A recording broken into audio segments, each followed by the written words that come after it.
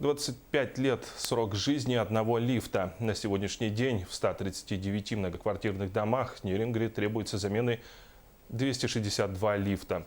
О сложившейся ситуации, с которой столкнулись многие города по России, и как решается эта сложная задача в столице Южной Якутии, смотрите в материале Надежды Акимовой. Согласно жилищному кодексу, лифт относится к общему имуществу собственников жилых и нежилых помещений в многоквартирном доме. Из всего списка проблем содержания жилья именно замена лифта оказывается самой дорогостоящей процедурой. Средняя стоимость лифта составляет от 1,5 миллиона рублей. Чем выше дом, тем оборудование дороже. К тому же в домах с отработавшими срок службы лифтами проживает большее количество пенсионеров, для которых самостоятельное решение проблемы восстановления или замены старых лифтов невозможно. С 2020 года будут остановлены все лифты, срок эксплуатации которых свыше 25 лет.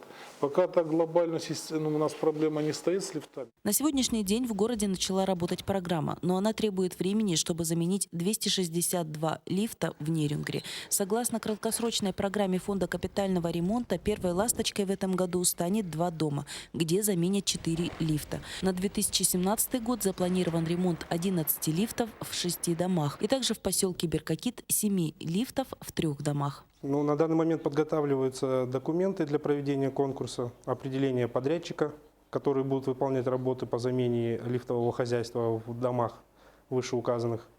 И я думаю, что к концу апреля будет определен подрядчик, и работы будут выполнены максимально сжатые и удовлетворяющие собственников сроки. Глава республики Егор Борисов понимает всю проблематику, тем более город Нерюнгри не единственный из городов, который столкнулся с данной проблемой. И чтобы данное бремя не легло только на плечи собственников и не стало неподъемной ношей, республика и городские власти рассматривают варианты софинансирования программы замены лифтов. Потому что это очень важно, это будет отражаться на качестве жизни нашего населения.